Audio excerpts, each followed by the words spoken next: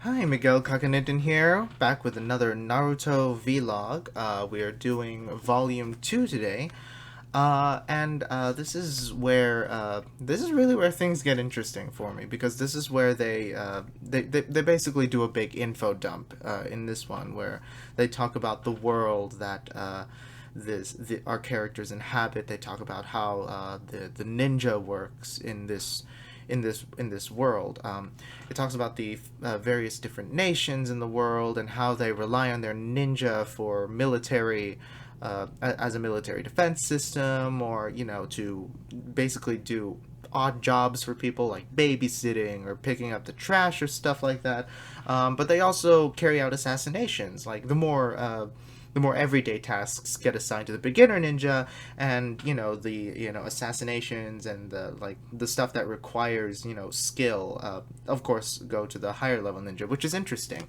I like that. It reminds me a lot of the role of the Jedi in Star Wars, in a way, except instead of having a unified system, they've got each individual nation has their own ninja clan, if that makes sense, which I find really interesting. I'm really interested to see how the various different the ninja from various different places interact with each other, how their cultures are different, how their training is different. Because we meet ninja from a different place, Land of Mist, I believe it was. And they actually attack our heroes. But we'll get to that in a little bit. So going back to the cliffhanger from the previous one, that's immediately resolved when the our heroes like Sasuke and Sakura realize, and Naruto as well, they realize that in order to achieve their independent goals, they have to work together as a team. Sasuke, despite his dislike for Naruto and Sakura, understands that in order for him to find the person that he needs to kill, which we still know nothing about, by the way. I'm glad that they're keeping that in the dark, but keeping that in the back of our mind. But in order to do that, he has to work with his teammates. He has to work with his partners in order to uh, in order to succeed. And I also like that Kakashi. At one point, Kakashi tells them, "Don't feed Naruto. He is being punished," and they feed Naruto anyway, because they understand that this is what needs to be done in order for them to progress as a team.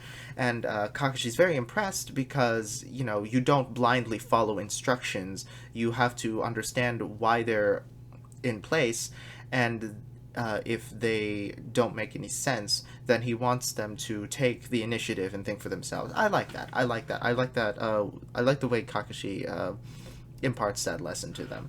Kakashi as a mentor, honestly, is it's kind of interesting seeing how he bounces off his students.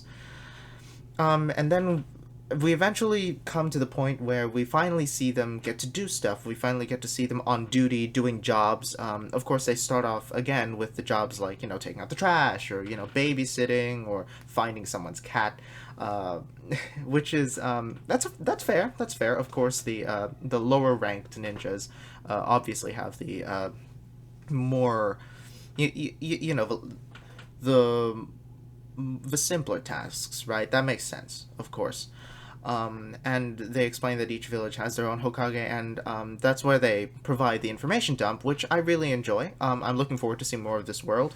And Naruto's rashness, honestly, is kind of what. It's kind of what puts them in a lot of these situations. Naruto really is not content, of course, with these jobs, and he wants to immediately do the jobs that are interesting, the ones that require action.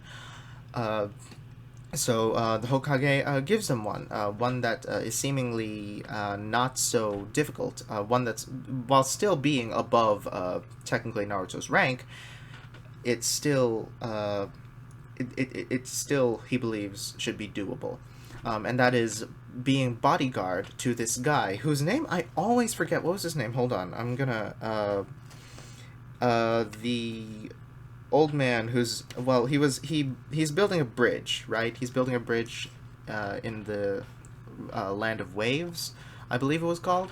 And then there's this very big businessman who wants to take him out. Of course, he doesn't. It's interesting because he lists his job as to be carried out by a journeyman ninja, which means it's just a rank higher than what Naruto and Sasuke and Sakura are, but a rank lower than Kakashi, which means that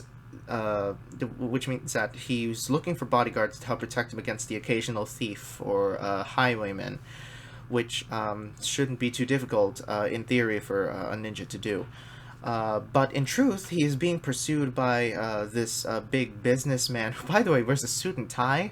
That kind of messed with my head for a little bit there because I'm so used to seeing these people in ninja outfits or, but like, I. I haven't experienced enough of this world yet to really get that ingrained into me. But anyway, besides the point. So this man is being pursued by this businessman who doesn't want him to complete his bridge. So he actually lies to the ninja and tells them, "Oh, I just need protection from thieves and robbers." When in actuality, he's being pursued by this guy who's gonna hire ninja to kill them, right? So because Naruto and Sasuke and Sakura are not in have not been trained to take on other ninja. That's a job for the more elite ninja like Sasuke, not Sasuke, Kakashi. I'm sorry, I get these names mixed up, but that's a job for the more elite ninja. But they don't know that, so they end up as being just the having just become ninja, they are put into this situation where they're doing elite ninja tasks, and they actually manage to do pretty well in it. Honestly, the junior ninja, that's what they're called. Naruto's rank currently. They do a pretty good job at warding off the ninja that come after them. Kakashi, of course, he does a lot of heavy lifting, right? And it turns out, by the way, that he seems to have this ability to mirror his opponent's tactics, to recognize when they're about what they're going to do, and then do them at the same time, or sometimes ahead of the other person, and in doing so, like, defeat their opponent by doing that. He seems to have that ability, and that's why he always keeps his left eye covered, which, according to Sasuke, is supposedly a technique unique to his clan. So I'm very curious as to how that's going to play out. Like, how is Kakashi related to the Uchiha clan? I don't know how to pronounce these names, guys. But anyway, so I'm very curious to see how that's going to play out. So Kakashi again does all the heavy lifting. He counters a lot of the techniques that the enemy ninja do, but eventually they come across this other ninja. I'm having trouble with these names. His name was Zenobu, I believe. Hold on, I'm gonna look it up right now. But anyway. This is an interesting ninja because he is like some sort of like mass murderer ninja. Apparently in the land where he comes from, I think it's the Land of the Mist. They had this they have this practice to decide who gets to move on from the cadet ranks, in which the students are paired off and they have to fight each other to the death, and whoever wins gets to advance. But that practice was apparently abolished. But before it was, there was one ninja who didn't even qualify as a ninja at first, who just murdered everybody who had passed. And this was apparently him. But like, so this is who they were facing. This was the rogue ninja that Gato, the big businessman who doesn't want the bridge built, that he hired to take them out. And he is actually he actually almost takes out Kakashi. It's it's kind of impressive because we've seen Kakashi up to this point easily dispatching his foes, easily taking on his students without so much as batting an eyelash. It's kind of jarring to see, oh my gosh, there are ninja more powerful than Kakashi. Of course, again, having just started this series, So like we're slowly beginning to see the extent to which the ninja are capable of doing everything. And we but Naruto, Sasuke, and Sakura actually managed to work together. Well, it's mostly Naruto and Sasuke. Sakura doesn't do much in this in the fight, but Sasuke and Naruto work together to trick the enemy ninja. I'm not going to say his name because I'm scared I'm gonna mess it up. But they trick him, and in a very interesting manner, might I add, that is very clever, a very interesting way of showing what the ninja can do and how they can combine their powers to help Kakashi and help him take out this guy. And by the way, I'm gonna talk real quick about the characters. Naruto, I think, is a lot more likable in this one. He's much less of a prankster, and we can see his drive, his motivation to become like, the next Lord Hokage, like that. I see that now, and that makes me like him a lot more. I can see how he's definitely grown, actually a surprising amount since the first time we saw him. Sasuke too is learning very slowly to trust his teammates to help him out. I do see a lot more of Sakura's of how Sakura works. The way that she masks how she truly feels, in order to present a good a good exterior, to present that she's not disrespecting anybody, which I like that. I do want to see more of Sakura. I want to see how her character progresses, and I want to see how she forms her own personality, her own character that that bounces off of however Sasuke and Naruto are going to develop. So anyway, just a brief talking about the characters. And another interesting thing, we really see a lot of what ninja are capable of doing, including their knowledge of the anatomy of the human body. And I'm pretty sure something tells me this is not a thing in real life, but like I might be wrong.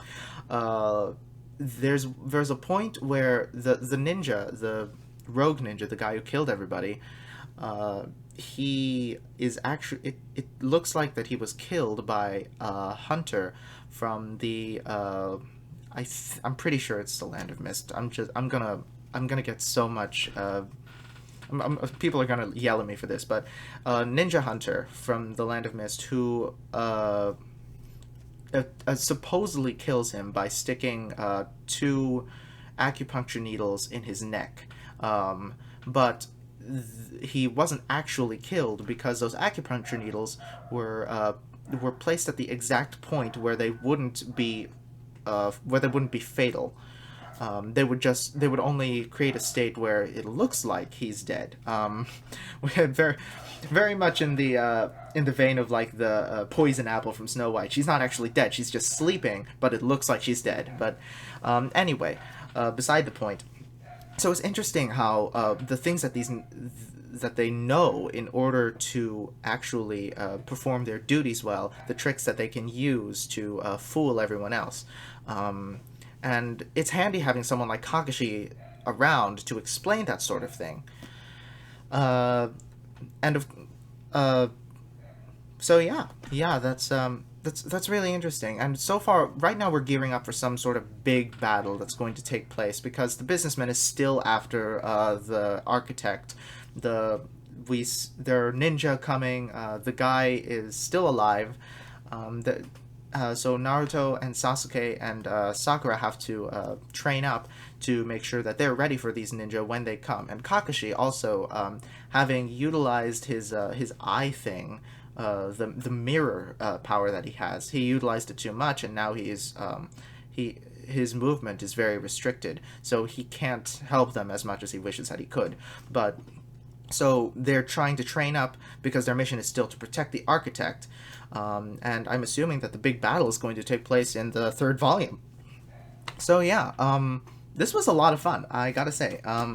I really love this world. I love the way that they set up this world.